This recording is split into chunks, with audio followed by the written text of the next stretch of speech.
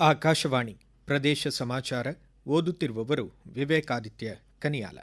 ಗ್ರಾಮ ಪಂಚಾಯಿತಿ ವ್ಯಾಪ್ತಿಯಲ್ಲಿ ಸರ್ಕಾರದ ವಿವಿಧ ಇಲಾಖೆಗಳ ಸೇವೆಗಳನ್ನು ನೀಡುವ ಪಂಚಮಿತ್ರ ಪೋರ್ಟಲ್ ಹಾಗೂ ವಾಟ್ಸಪ್ ಚಾಟ್ ಮೂಲಕ ಜನರು ತಮ್ಮ ಕುಂದುಕೊರತೆಗಳ ಬಗ್ಗೆ ಅಹವಾಲುಗಳನ್ನು ಸಲ್ಲಿಸಲು ಅವಕಾಶ ಕಲ್ಪಿಸಲಾಗಿದ್ದು, ಇದು ದೇಶದಲ್ಲೇ ಪ್ರಥಮ ಯಶಸ್ವಿ ಪ್ರಯತ್ನವಾಗಿದೆ ಎಂದು ಗ್ರಾಮೀಣಾಭಿವೃದ್ಧಿ ಮತ್ತು ಪಂಚಾಯತ್ ರಾಜ್ ಖಾತೆ ಸಚಿವರಾದ ಪ್ರಿಯಾಂಕ್ ಖರ್ಗೆ ತಿಳಿಸಿದ್ದಾರೆ.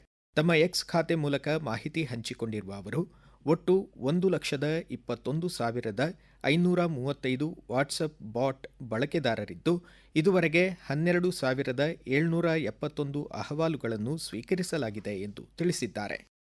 ಹಿಂದೂಸ್ತಾನ್ ಏರೋನಾಟಿಕ್ಸ್ ಲಿಮಿಟೆಡ್ ಎಚ್ಎಎಲ್ ಅಭಿವೃದ್ಧಿಪಡಿಸಿರುವ ಮುಂದಿನ ಪೀಳಿಗೆಯ ಅಡ್ವಾನ್ಸ್ಡ್ ಲೈಟ್ ಹೆಲಿಕಾಪ್ಟರ್ ಧ್ರುವ್ ಎನ್ಜಿಯ ಚೊಚ್ಚಲ ಹಾರಾಟ ಇಂದು ಬೆಂಗಳೂರಿನ ಎಚ್ಎಎಲ್ ಹೆಲಿಕಾಪ್ಟರ್ ವಿಭಾಗದಲ್ಲಿ ಯಶಸ್ವಿಯಾಗಿ ನಡೆಯಿತು. ಭಾರತದ ನಾಗರಿಕ ವಿಮಾನಯಾನ ವಲಯದ ಹೆಗ್ಗುರುತಾಗಿರುವ ಧ್ರುವ್ ಎನ್ಜಿ ಹೆಲಿಕಾಪ್ಟರ್ ಹಾರಾಟಕ್ಕೆ ಕೇಂದ್ರ ವಿಮಾನಯಾನ ಖಾತೆ ಸಚಿವ ಕಿಂಜರಾಪು ರಾಮಮೋಹನ ನಾಯ್ಡು ಹಸಿರು ನಿಶಾನೆ ತೋರಿದರು. ದೇಶದ ವಿಮಾನಯಾನ ಕ್ಷೇತ್ರದಲ್ಲಿ ವಿಶೇಷ ಪಾತ್ರ ವಹಿಸಲಿರುವ ಧ್ರುವ್ ಎನ್ಜಿ ಹೆಲಿಕಾಪ್ಟರ್ ಗಣ್ಯ ವ್ಯಕ್ತಿಗಳ ಪ್ರವಾಸ, ವಿಪತ್ತು ಹಾಗೂ ಪ್ರವಾಹದ ಸಂದರ್ಭದಲ್ಲಿ ಬಳಕೆಯಾಗಲಿದೆ. ಒಟ್ಟು 6ರಿಂದ 14 ಪ್ರಯಾಣಿಕ ಸಾಮರ್ಥ್ಯದ ಹೆಲಿಕಾಪ್ಟರ್ ಸ್ವದೇಶಿ ಶಕ್ತಿ ಇಂಜಿನ್ ಸಾಮರ್ಥ್ಯದ ಮೂಲಕ ಚಲಿಸಲಿದೆ.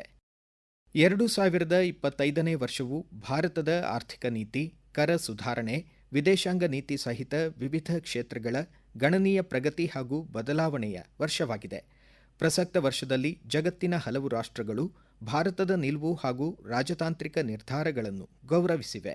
ಜಾಗತಿಕ ದಕ್ಷಿಣ ರಾಷ್ಟ್ರಗಳ ಸಮರ್ಥನೆಯ ಭಾರತದ ನಿರ್ಧಾರ ಹಾಗೂ ಪ್ರಧಾನಮಂತ್ರಿ ನರೇಂದ್ರ ಮೋದಿಯವರ ನಾಯಕತ್ವವನ್ನು ಗೌರವಿಸಲು ಕಾರಣವಾದ ಅಂಶಗಳ ಬಗ್ಗೆ ಪ್ರದೇಶ ಸಮಾಚಾರಕ್ಕಾಗಿ ಮಾಹಿತಿ ನೀಡಿದ್ದಾರೆ ಮಣಿಪಾಲ ಸಂವಹನ ಸಂಸ್ಥೆ ಮಾಹೆಯ ಸಹಾಯಕ ಪ್ರಾಧ್ಯಾಪಕರಾದ ಶ್ರೀರಾಜ್ ಗುಡಿ. ಭೌಗೋಳಿಕ ರಾಜಕಾರಣಕ್ಕೆ ಹಿಂದಿನ ವರ್ಷ ಬರೆದಂತಹ ನಮ್ಮ ಭಾಷ್ಯವನ್ನು ಪ್ರಧಾನಿ ನರೇಂದ್ರ ಮೋದಿ 2025ರಲ್ಲಿ ಹೊಸಗಟ್ಟಕ್ಕೆ ತೆಗೆದುಕೊಂಡು ಹೋಗುವಲ್ಲಿ ಯಶಸ್ವಿಯಾಗಿದ್ದಾರೆ.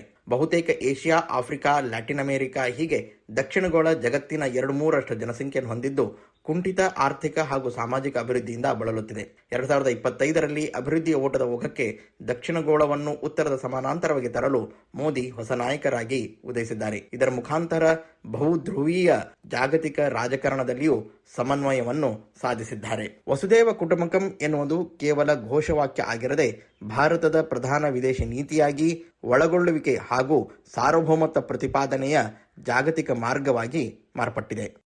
ವೈಕುಂಠ ಏಕಾದಶಿಯ ಪವಿತ್ರ ದಿನವಾದ ಇಂದು ಗಣ್ಯರು ನಾಡಿನ ಜನತೆಗೆ ಶುಭಾಶಯಗಳನ್ನು ಕೋರಿದ್ದಾರೆ.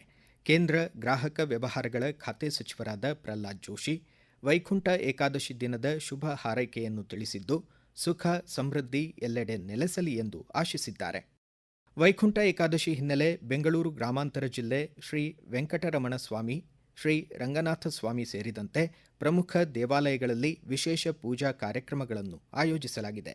ದೊಡ್ಡಬಳ್ಳಾಪುರದ ಶ್ರೀ ಪ್ರಸನ್ನ ವೆಂಕಟರಮಣ ಸ್ವಾಮಿ ದೇವಾಲಯ, ವಡ್ಡರಹಳ್ಳಿಯ ಶ್ರೀ ತಿರುಮಲ ಕಲ್ಯಾಣ ಶ್ರೀನಿವಾಸ ದೇವರ ದೇವಾಲಯಗಳಲ್ಲಿ ವಿಶೇಷ ಅಲಂಕಾರ ಪೂಜಾ ಕಾರ್ಯಕ್ರಮಗಳನ್ನು ಆಯೋಜಿಸಲಾಗಿದೆ.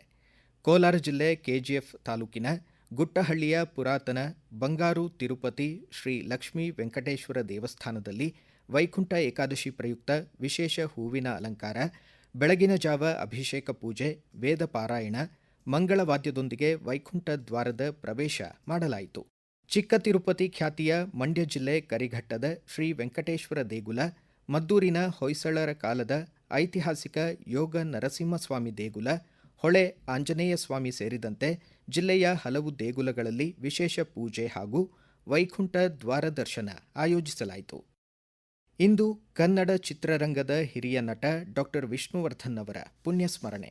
ವಿಷ್ಣುವರ್ಧನ್ ಅವರ ಕಲಾ ಸೇವೆ, ಹೃದಯವಂತಿಕೆ, ಕನ್ನಡ ನಾಡು ನುಡಿಯ ಬಗ್ಗೆ ಅವರಿಗಿದ್ದ ಕಾಳಜಿ ಎಲ್ಲ ಕನ್ನಡಿಗರಿಗೂ ಸ್ಫೂರ್ತಿಯಾಗಿದೆ ಎಂದು ಉಪಮುಖ್ಯಮಂತ್ರಿ ಡಿಕೆ ಶಿವಕುಮಾರ್ ತಮ್ಮ ಎಕ್ಸ್ ಖಾತೆ ಮೂಲಕ ಬಣ್ಣಿಸಿದ್ದಾರೆ.